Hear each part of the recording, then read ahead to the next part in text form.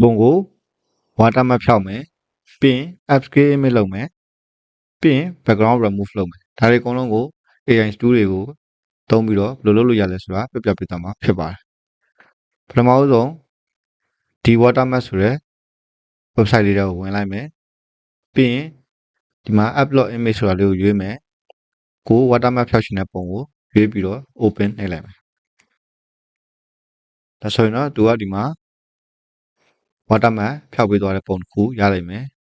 အဲဆိုရင်ဒီမှာ download ဆိုပြီးတော့နှိပ်လိုက်မယ်ဒါကတော့ pro version ဖြစ်တယ်ပို့ပြီးတော့ resolution ကောင်းမှာပေါ့နော်ဒါကတော့ free version ပေါ့ download နှိပ်လိုက်မယ်ဒါဆိုရင်ဒါ watermark ဖြောက်ထားတဲ့ပုံရသွားပြီဟုတ်ပြီဒါဆိုရင်နောက်ထပ်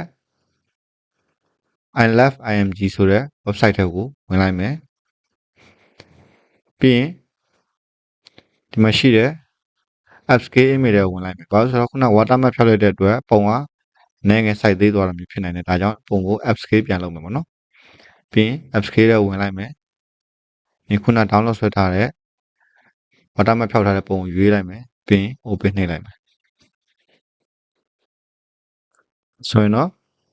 ဒီကကြည့်ရင်သိတာတယ်ပထမပုံကနည်းနည်းလေးဝါးတယ်သူက upscale လုပ်တဲ့ဒီဖက်နှက်ရဲ့ဖက်နှောက်နားလေးကိုကြည့်လိုက်ရင်သိတာတယ်နော်ဒါပို့ပြီးတော့ကြွလာအောင်သူက upscale လုပ်ပေးသွားတယ်ပေါ့နော် resolution ပိုမြင့်ပေးသွားတယ်နော်ဒီမြင့်ထားတဲ့ပုံကိုဒီမှာ download ဆွဲမယ် upscale ဆိုတာလေးနှိပ်လိုက်ပါနော် upscale ဆိုတာလေးနှိပ်ပြီးသွားရင် download ဆွဲလိုက်မယ်ဒါဆိုရင် upscale လုပ်ထားတဲ့ပုံရပြီပေါ့နော်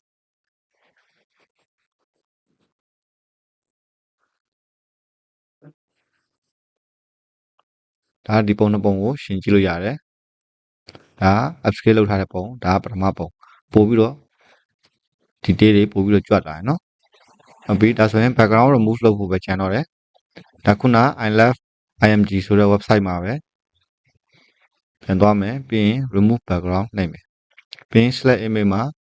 ရွေးပြီးတော့ခုန upscale လုပ်ထားတဲ့ပုံကိုရွေးမယ်ပြီးရင် open နှိပ်မယ်ဆိုရင်တော့သူက remove background လုပ်ပေးသွားပြီ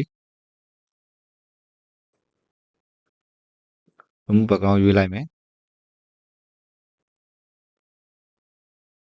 ပြီးရင် download file ဆိုပြီးတော့ရွေးလိုက်မယ်ဒါဆိုရင်တော့သူက background remove လုပ်ထားတဲ့ png format နဲ့ file ရမှာဖြစ်တယ်နော် okay ဒါလေးကို photoshop ထဲထည့်ကြည့်လိုက်မယ်နော် okay ဒီမှာဒါသူ့ရဲ့ပထမမူရင်းပုံပေါ့နော်ဒါသူ့ရဲ့ပထမမူရင်းပုံ watermark ပါမယ် watermark ကိုပထမတစ်ဆင့်ဖြောက်တယ်ပြီးရင် upscale လုပ်တယ်ပြီးရင်ဒါ background remove လုပ်လိုက်တော့နောက်ဆုံး final ကဒီပုံလေးထွက်လာတယ် okay နော်နည်းပုံရည်သွေးပုံမူတည်ပြီးနည်းနည်းလိုအပ်တာလေးတွေပါလေးတွေတော့ပြန်ပြီးတော့ကိုယ်ကပြန်လိုက်ပြီးတော့လုပ်ရတာမျိုးတော့ရှိတာပေါ့နော်ဒါပေမဲ့မြန်မြန်ဆန်ဆန်နဲ့လွယ်လွယ်ကူကူလုပ်လို့ရအောင်လို့ဒါလေးပြပေးတာဖြစ်တယ်နော်နည်းနည်းဟို